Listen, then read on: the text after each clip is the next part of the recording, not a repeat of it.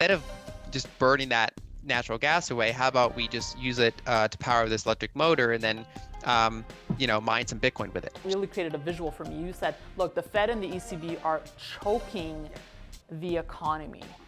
Can you just talk to us a little bit more about that? Yeah, so what they're trying to do here is So it seems pretty clear to me that at these levels, blockchain is, one of the most compelling trades I've ever seen.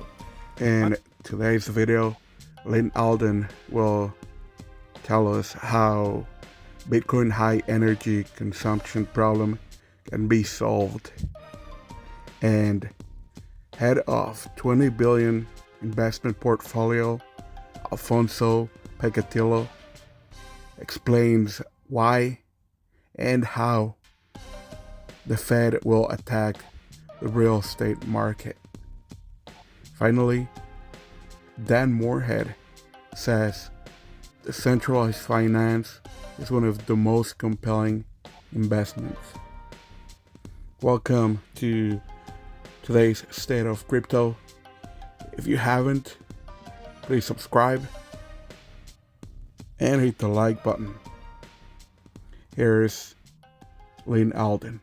But what I find interesting about, the relationship between Bitcoin and energy is that, people, when we talk about a resource cost for Bitcoin using energy, the kind of the first assumption is that's all bad. Basically, it's any sort of energy expenditure is a bad thing. Whereas we actually find that because of the unique way that Bitcoin consumes energy, it actually can be used to solve some energy problems. It's still a pretty small scale because the total energy expenditures, several $billions, but it's not like, hundreds of billions of dollars or anything like that per year. So it's still pretty small, but it can be used to kind of fix certain little issues.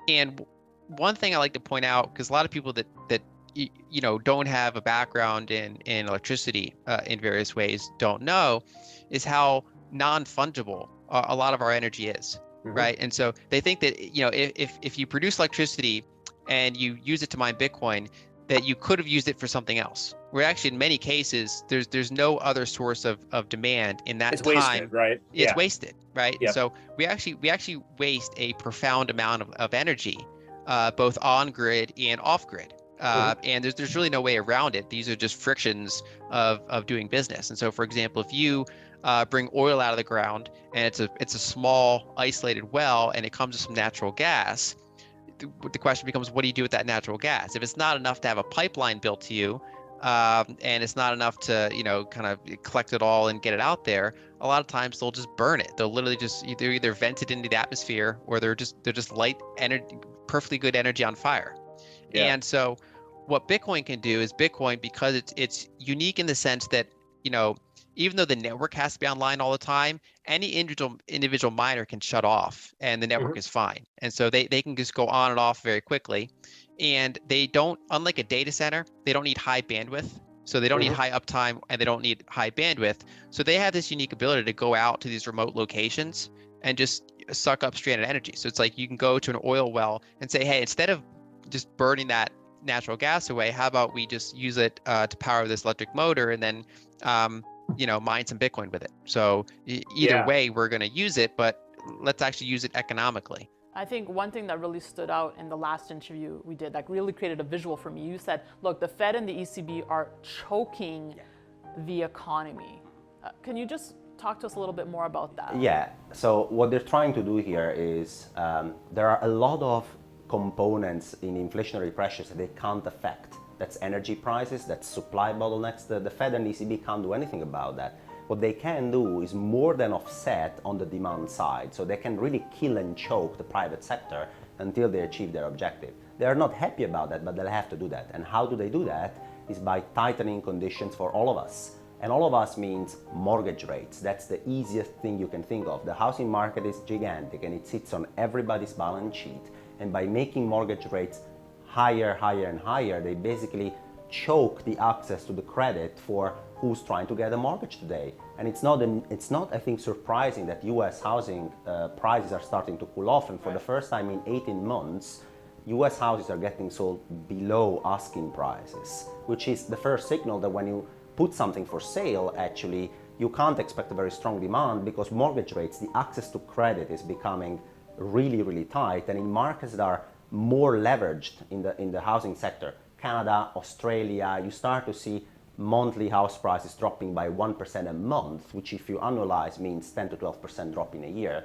And that's one way that the Federal Reserve and the ECB, the central bank in general, have to cool down the private sector, hit the housing market. Later on, that will lower rents. It will also give us a negative wealth effect because our houses will be worth less.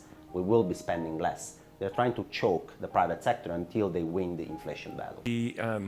The press and there's a lot of haters out there for blockchain wanted to spin the issues in May and June as DeFi blowing up or DeFi doing poorly, but the reality is DeFi worked great, right? Most of the protocols function perfectly 24/7, just executing agreements, right? Code can't be bullshit, so all the code just executed what we all agreed to, and it really is centralized finance that struggled, and I'll admit I was surprised how much leverage was in our system in the crypto space. I didn't know how much leverage and illiquidity some of these centralized finance companies were taking, so they struggled. But that happens in these cycles, and the stronger firms survive and will do well. So on the DeFi side, I think it is a really good example of why I'm so bullish on this trade or this investment. Is all of DeFi is only worth $20 billion today, and traditional finance is worth $3 trillion. And so I wouldn't bet all my life savings that DeFi is going to work or be great or whatever. But when you have that kind of leverage, it's less than 1% of the value of traditional finance.